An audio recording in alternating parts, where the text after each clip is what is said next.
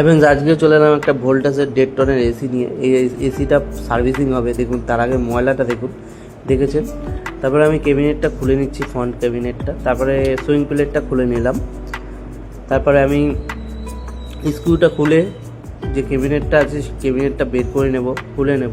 এই যে ক্যাবিনেটটা বের করে ফেললাম, এই যে। এরপরে কাপড়টা দিয়ে ভালো করে পিসিবিটা ঢেকে নিলাম, এই যে।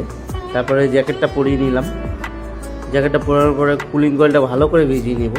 তারপরে ভালো করে ফোমটা লাগিয়ে নেব, এই যে ফোমটা লাগিয়ে নিচ্ছি ভালো করে, দেখুন। তারপরে 5 মিনিট অপেক্ষা করার পরে ভালো করে আবার জল দিয়ে ধুয়ে নিলাম।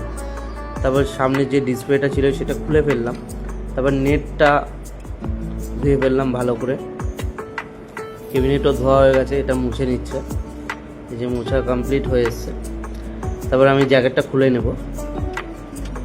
তারপর ভালো করে কুলিং কয়েল ভালো করে মুছে নিয়ে পরিষ্কার করে দিলাম, মানে শুকনো করে মুছে দিলাম।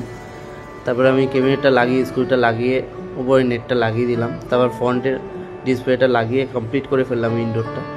আউটডোরটা ভালো করে ভিজিয়ে নিয়ে ভালো করে ফোমটা লাগিয়ে নেব, এই যে লাগিয়ে নিচ্ছি, এই যে দেখুন। তারপর আবার জল দিয়ে ভালো করে ধুয়ে নেব। ভিডিওটা যদি ভালো লেগে থাকে লাইক কমেন্ট শেয়ার করবেন, ফলো করে দেবেন। টাটা বাই বাই, পরের ভিডিওতে দেখা হচ্ছে।